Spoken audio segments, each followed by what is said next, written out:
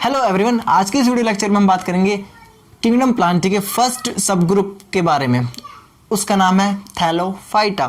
Thallophyta जो है इसके अंदर यूनिसेलुलर एल्गी आएगी और मल्टी सेलुलर एल्गी भी आएगी। और इसके अंदर क्या आता है? Mainly algae. जो एल्गी का ग्रुप है, ये कौन किसका ग्रुप है? एल्गी का। ठीक है, तो एल्गी का जो ग्रुप है वो प्योरली जो एल्गी का ग्रुप है वो है थैलोफाइटा। आई थिंक आपको समझ आया होगा। आपसे क्वेश्चन में पूछ सकता है कि थैलोफाइटा किसका ग्रुप है, इसमें कौन से ऑर्गेनिज्म मिलते हैं? आप बोलोगे एल्गी। ठीक है, क्या मिलते हैं? एल्गी। देखिए, इनको हम कॉमनली एल्गी कहते हैं, ज़्यादातर क्या कहते हैं? एल्गी। और ये डिफरेंशिएटेड नहीं होती। अब ये डिफरेंशिएटेड का मतलब क्या होता है? डिफरेंशिएट, आपने टिश्यू वाले लेक्चर देखे होंगे, जो मैंने टिश्यूज पढ़ाया था उसमें डिफरेंशिएशन का बताया था मैंने। डिफरेंशिएशन क्या होता है कि जो आज हम हैं हम वो ना रहे, हम बाद में कुछ बदल जाए, थोड़ा सा चेंज आ जाए।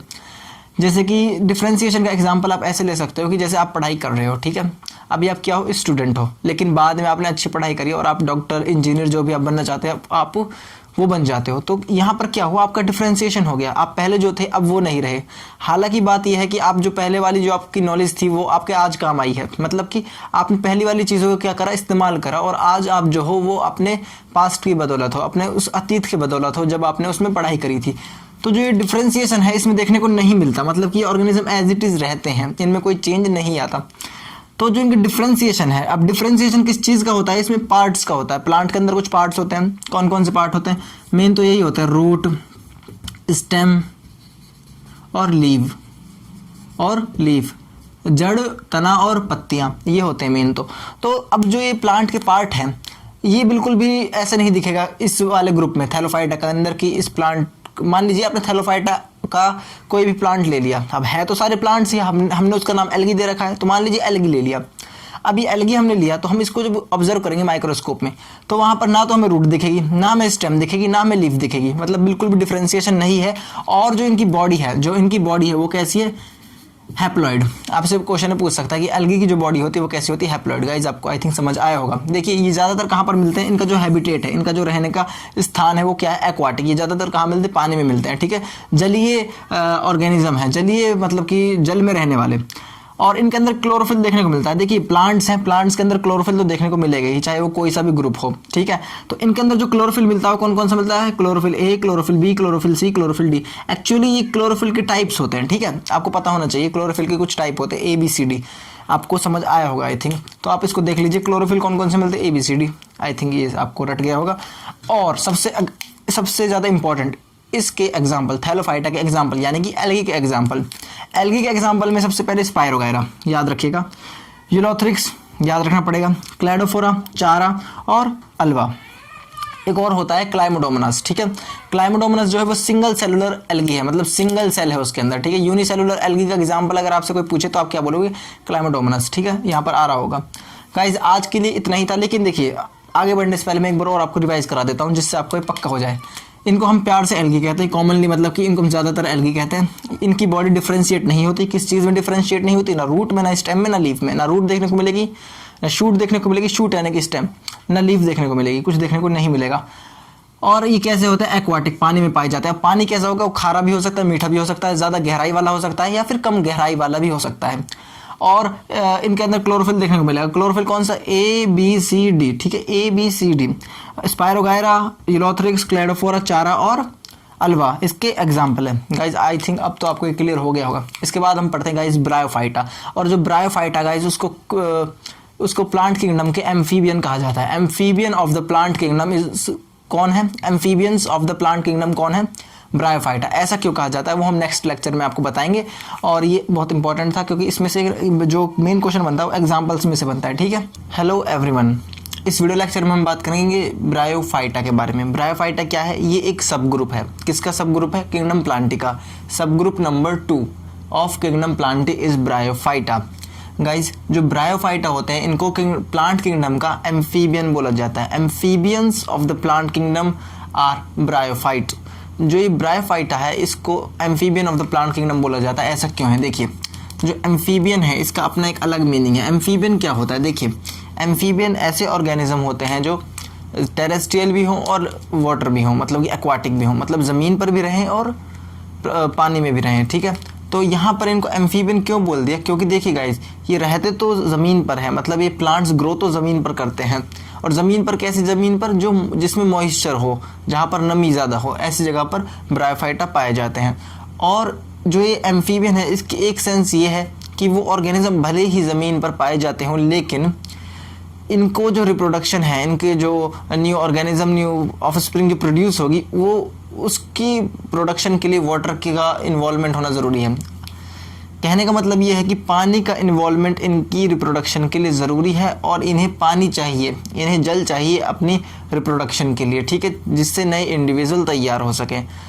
एम्फीबियन का मतलब क्या है कि ये पहले वाटर के प्लांट्स थे, मतलब कि ऐसा कहा जाता है कि पहले वाटर में रहा करते थे, लेकिन धीरे धीरे इवोल्यूशन हुआ, धीरे धीरे चेंजेस आए, उसके बाद ये ज़मीन पर आ गए। लेकिन ज़मीन पर आने के बाद भी फिर भी इनको वाटर की रिक्वायरमेंट होती है, पानी की ज़रूरत होती है, क्योंकि इन्हें रिप्रोडक्शन करनी होती है। आई थिंक आपको ये चीज़ क्लियर हो गई होगी। आपसे कोई ये पूछे कि amphibian of the plant kingdom कौन है, ये बहुत फेवरेट क्वेश्चन है हर एग्ज़ाम का।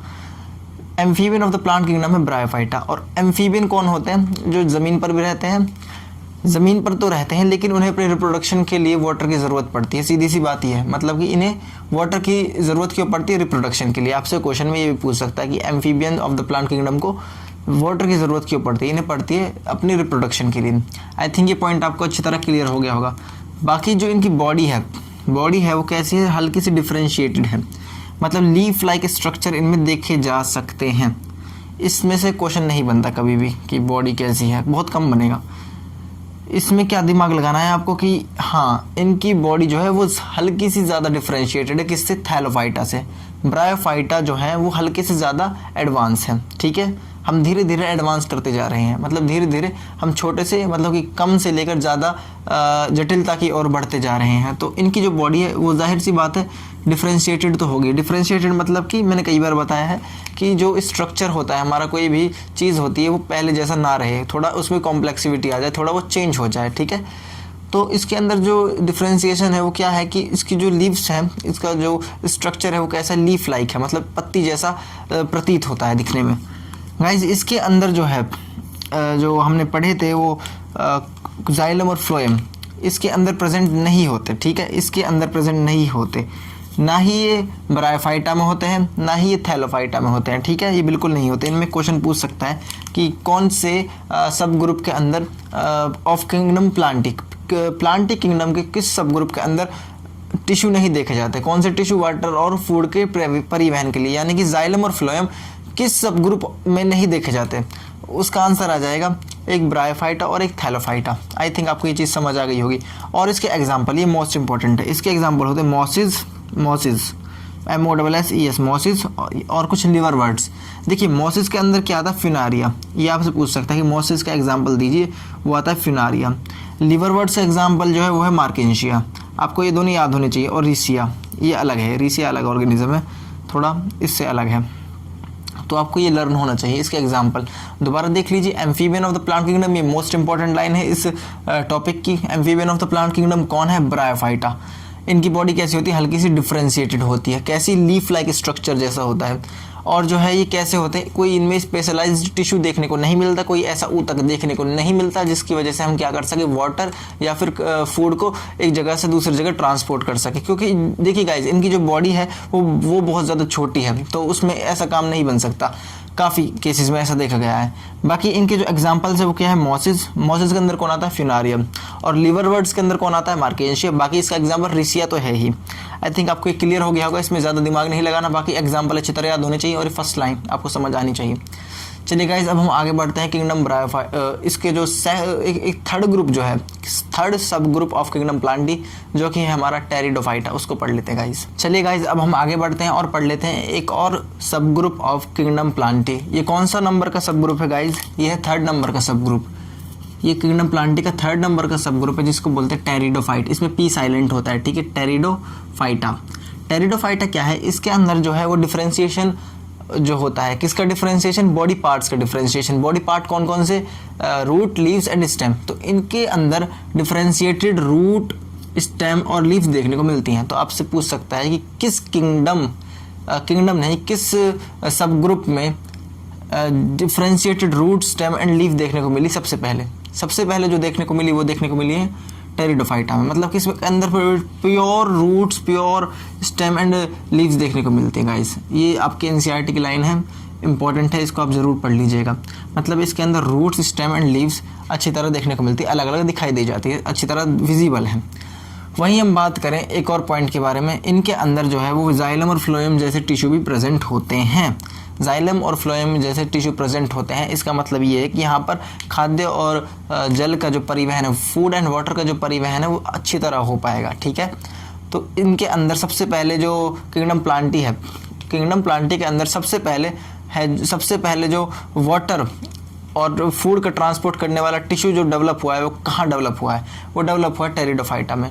या फिर ये क्वेश्चन आपसे ऐसे पूछेगा कि सबसे पहले किस sub group of kingdom Plantae के अंदर जाइलम और फ्लोएम देखने को मिले, सबसे पहले जो देखने को मिले हैं वो देखने को मिले हैं इन सी के अंदर, यानी कि टेरिडोफाइटा के अंदर। आई थिंक आपको ये बात समझ आ रही होगी, यानी कि सबसे पहले जो जाइलम और फ्लोएम का उदय हुआ है वो किसके अंदर हुआ है, टेरिडोफाइटा के अंदर।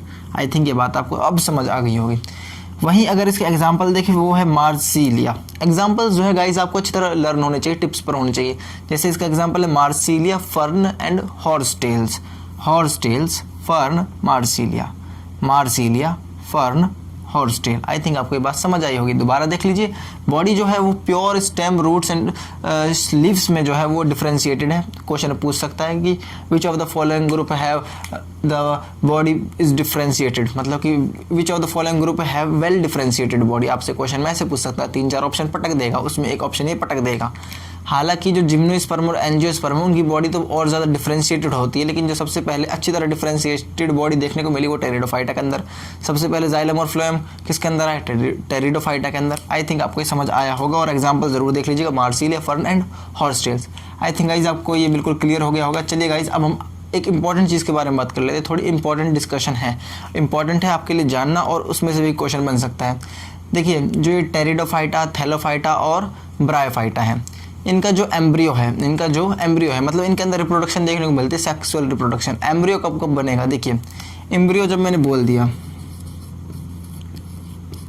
एम्ब्रियो देखो हिंदी मीडियम वाले क्या करें, इन एम्ब्रियो को मुझे याद नहीं आ रहा कि हिंदी में इसे क्या बोलते हैं, लेकिन जब हम फर्टिलाइजेशन करते हैं, एक मेल गैमेट और एक फीमेल गैमेट, जब मेल और फीमेल गैमेट आपस में फर्टिलाइज हो जाते हैं तो एक स्ट्रक्चर बनता है, ठीक है, जाइगोट। जाइगोट फर्दर डिवाइड करता है, जाइगोट क्या करता है, फर्दर डिवीजन करता है, और इंडिविजुअल बनने से पहले, मतलब कि जो मेन इंडिविजुअल है, मेन जो ऑर्गेनिज्म है, मेन जो जीव है, उसको बनने से पहले क्या बनता है, एम्ब्रियो बनता है। अब तो आई थिंक आपको क्लियर हो गया होगा।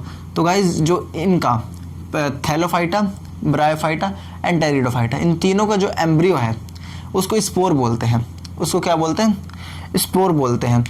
और इनके जो स्पोर होते हैं वो कैसे होते हैं, नेकेड होते हैं, मतलब कि दिखाई जाते हैं। स्पोर क्या होता है, एक स्ट्रक्चर होती है, एक रिजिड स्ट्रक्चर होती है, जैसे गोलाकार आप मान लीजिए। स्पोर का शेप कैसा भी हो सकता है, पर ज़्यादातर आप गोल देखेंगे।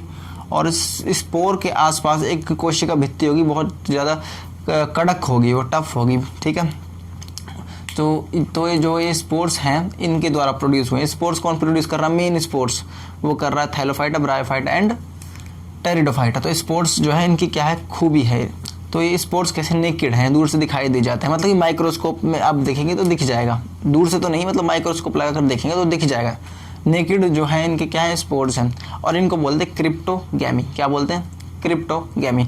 आई थिंक आपको ये सब समझ आ गया होगा। गाइज एक बात मैं आपको बताना चाहता हूँ कि जो थैलोफाइटा, ब्रायोफाइटा और टेरिडोफाइटा, इन तीनों के जो रिप्रोडक्टिव ऑर्गन्स है वो दिखाई ही नहीं देते, बढ़िया तरह डिफ्रेंशिएटेड ही नहीं है, कॉम्प्लेक्स नहीं है, और उनको तो सिंपल कहना भी बेकार है, क्योंकि जो रिप्रोडक्टिव ऑर्गन है वो ठीक से बने ही नहीं हैं। तो ऐसे ऑर्गेनिजम्स को, किन को, ऐसे ऑर्गेनिजम्स को जिनके जो रिप्रोडक्टिव ऑर्गन है वो ठीक से बने ही नहीं है, इस केस में स्पेशली किंगडम, इस केस में स्पेशली जो हमारा थैलोफाइटा, ब्रायोफाइटा और टेरिडोफाइटा, इन तीनों को इस वजह से हम क्या बोल देंगे, क्रिप्टोगैमी।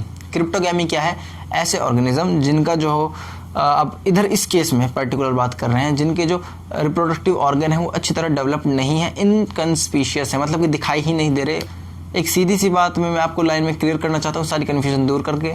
ब्रायोफाइटा, थैलोफाइटा और टेरिडोफाइटा, ऑर्डर क्या है सही, थैलोफाइटा, ब्रायोफाइटा, टेरिडोफाइटा, इन तीनों को क्रिप्टोगैमी कहते हैं, क्योंकि जो इनके रिप्रोडक्टिव ऑर्गन है वो बहुत ज़्यादा छोटे होते हैं या बहुत ज़्यादा अनडिफ्रेंशिएटेड होते हैं, नॉट वेल डिफ्रेंशिएटेड, इसलिए इनको क्रिप्टोगैमी बोलते हैं। आई थिंक आपको अब तो ये बात समझ आ गई होगी गाइस। वहीं गाइस जो हमारे जिम्नोस्पर्म और एंजियोस्पर्म है उनको फेनेरोगैम बोलते हैं। क्या बोलते हैं? फेनेरोगैम। ये क्वेश्चन आ सकता है कि जिम्नोस्पर्म और एंजियोस्पर्म को क्या बोलते हैं? फेनेरोगैम। गाइज आई थिंक आपको ये सब क्लियर हो गया होगा और आप इस चीज़ को लर्न कर लीजिए, कॉपी में भी नोट कर लीजिए। वहीं गाइज अगर हम बात करें एंजियोस्पर्म और जिम्नोस्पर्म की गाइज, तो उधर क्या होता है, उधर हमें ये देखने को मिलता है कि जो रिप्रोडक्टिव ऑर्गन्स होते हैं, जो रिप्रोडक्टिव टिश्यू होते हैं, ठीक है, किसके अंदर? जिम्नोस्पर्म और एंजियोस्पर्म के अंदर, वो वेल डिफ्रेंशिएटेड होते हैं, वो एडवांस लेवल के होते हैं और वो क्या बनाने में हेल्प करते हैं? वो सीड्स बनाने में हेल्प करते हैं। जो सीड्स है, मतलब जो बीज हैं मेन, वो किसकी प्रॉपर्टी है, वो किसकी कैरेक्टरिस्टिक है? वो है जिम्नोस्पर्म की और एंजियोस्पर्म की। तो ऐसे ऑर्गेनिज्म को इस वजह से हम बोल देते हैं फेनेरोगैम। क्या बोलते हैं? फेनेरोगैम। और यहाँ पर जो जिम्नोस्पर्म है उसके जो सीड्स होते हैं वो नेकेड होते हैं। क्या होते हैं? नेकेड। वहीं जो एंजियोस्पर्म है उसके सीड्स क्या होते हैं? जैकेड। जैकेड मतलब कवर्ड होते हैं, ठीक है। कवर किससे होते हैं? फ्रूट से होते हैं। उसके बारे में गाइस हम नेक्स्ट वीडियो लेक्चर में बात करेंगे। हम जिम्नोस्पर्म और एंजियोस्पर्म को थोड़ा डिटेल से पढ़ने वाले हैं, इसलिए गाइस आप अपना ध्यान रखिए और पढ़ाई करते रहिए। इस वीडियो लेक्चर को खत्म होने के बाद तुरंत अपनी बुक से ज़रूर पढ़िए और इन एग्जाम्पल्स को रट लीजिए और बाकी जो कुछ समझना है मेरे को मैसेज कर लीजिएगा। तब तक के लिए आप अपना ध्यान रखिए। Take care, bye.